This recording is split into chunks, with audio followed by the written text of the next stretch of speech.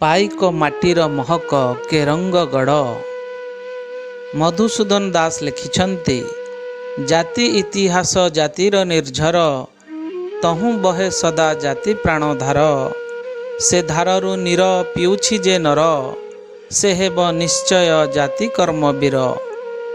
ସେହିଭଳି କବିବର ରାଧାନାଥ ରାୟ କହିଛନ୍ତି, ଅତୀତର ତୁହି ସାକ୍ଷୀ ପୁରାତନ, ଦେଖିଲୁ ନଗର ଓ ଉତ୍ଥାନ ପତନ।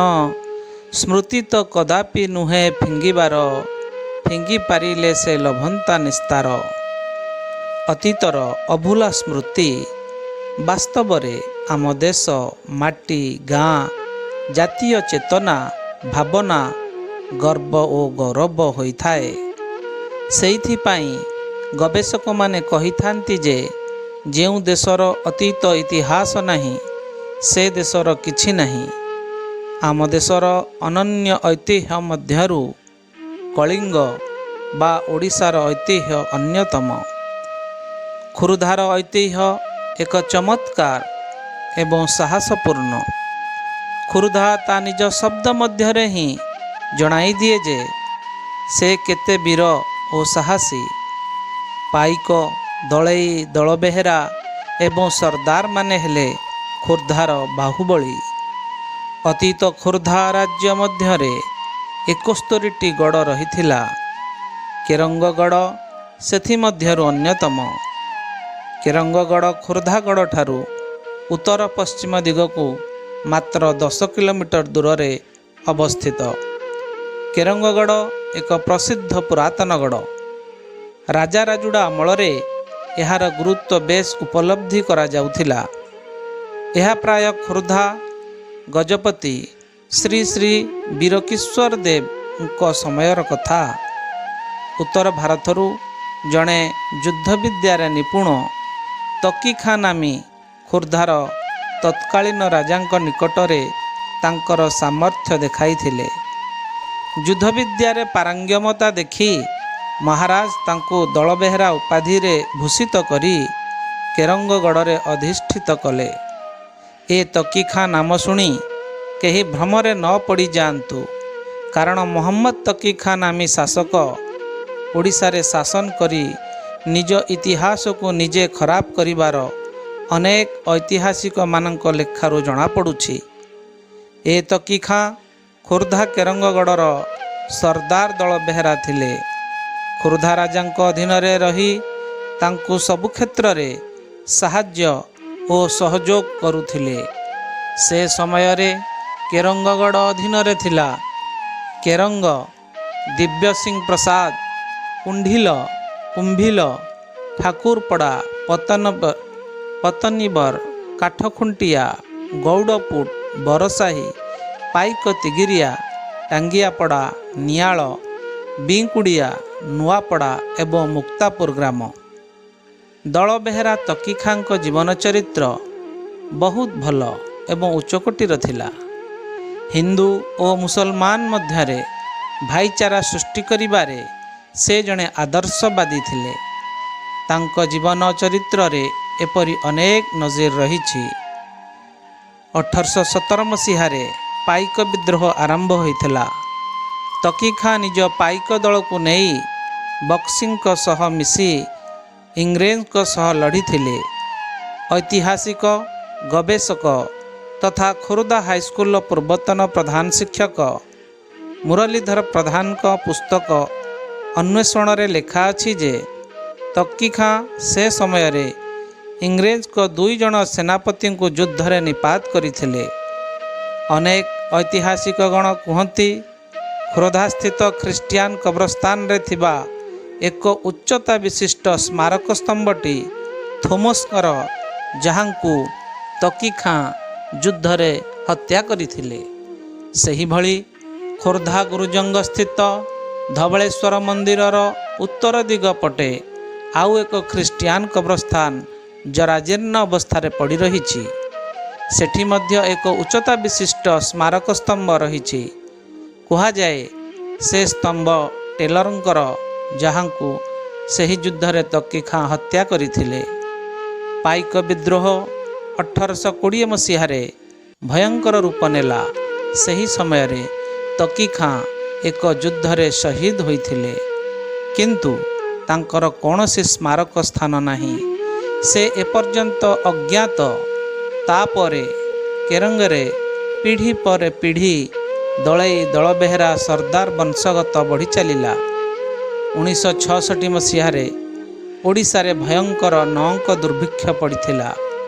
କୁହାଯାଏ ଯେ ସେ ସମୟରେ ଥିବା କେରଙ୍ଗ ଗଡ଼ାଧୀଶଙ୍କୁ ମହାରାଜଙ୍କ ତରଫରୁ ଆଦେଶ ଥିଲା କି ଆଖପାଖ ଲୋକମାନଙ୍କ ପାଇଁ ଅନ୍ନ ଛତ୍ର ଖୋଲି ଦିଆଯାଉ।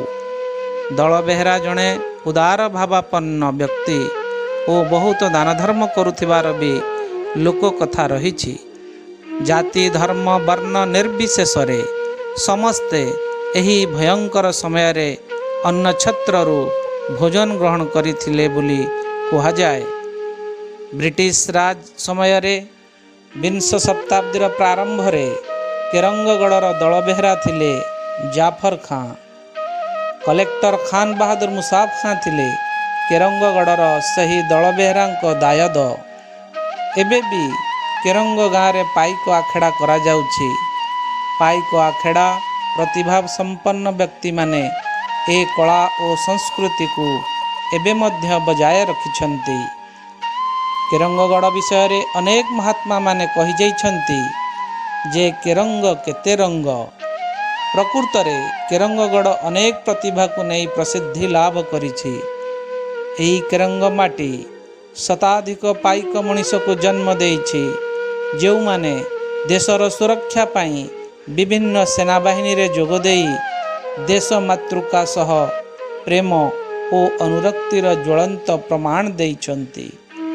କେରଙ୍ଗ ପାଇକ ମାଟିରେ Sheikh Shafiq assistant commandant, Besharat Ahmad Khan assistant commandant, Khwaja Kamal Uddin Khan assistant commandant, Jalaluddin Khan assistant commandant, Shafiquddin Khan subedar, Abdul Samad Khan subedar, Mutalib खां सूबेदार, हमीद मोहम्मद सूबेदार, समद खान सूबेदार, Mumtaz Khan subedar, Arif Khan DSP, Sheikh Halimuddin Khan DSP, Hidayat Khan DSI, Ibrahim Khan DSI, Muzaffar Ahmad Khan DSI, Haider Khan DSI, Ejabul Khan DSI, Mubashir Khan naib subedar army, Sheikh Latif naib subedar army, Farooq Ahmad captain army, Wasim Ahmad Khan subedar major ACP army,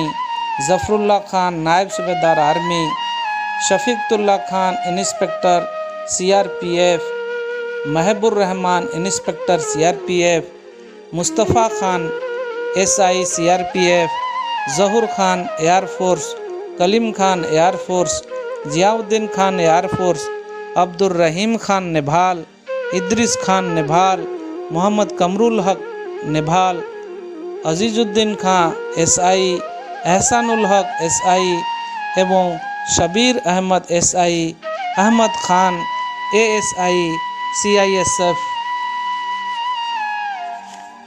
देश सेवा करि आसिछन्ति। एतद् व्यतीत देशमातृकार सेवा पाई सुरक्षा बाहिनीर विभिन्न विभाग रे केरंगगढ़र शताधिक जवान एबे मध्य कार्यरत।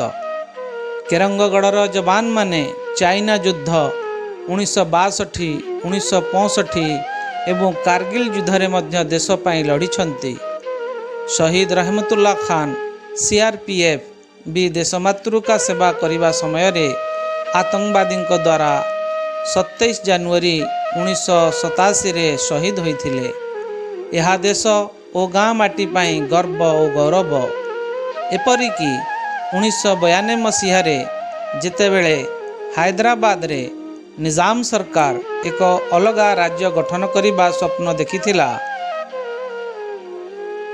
सेतेबेले ता स्वप्न को खंड विखंड करिबा पाई ओडिशारू जो सैन्य बाहिनी भारत सरकार को साहाय्य करिबा पाई जाइथिले, सेमानंक मध्यरे केरंगगढ़र 10-12 जन सैनिक मध्य सामिल थिले।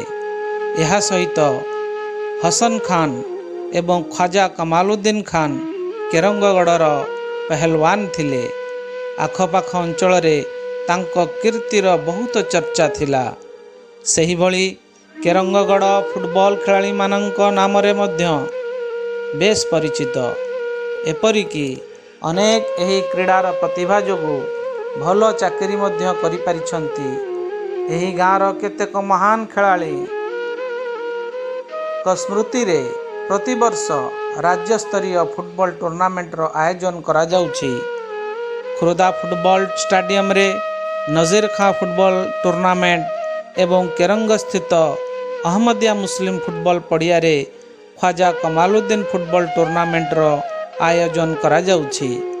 केरंगगढ़ पूर्वतन फुटबॉल खिलाड़ी जलाल मोहम्मद, रणबाज खां, शरीफ खान, ख्वाजा कमालुद्दीन खां, अताउर रहमान खां, नज़ीर खां, रहीम खां, अमीर अहमद, सगीर अहमद, शेख मसीह, मोहम्मद एहसान, मुश्ताक अली एवं शौकत अहमद खां एमाने घरोई टूर्नामेंट रे खेलिबा सह जिला स्तरीय, राज्य स्तरीय एवं जातीय स्तरीय खेल रे मध्य खेलिबार सुजोग पाइछंती। एतद व्यतीत भलीबॉल एवं क्रिकेट खेल रे मध्य केरंगगढ़र युवक माने बेस दक्षता हासिल करी सुनाम अर्जन करि पारिछंती।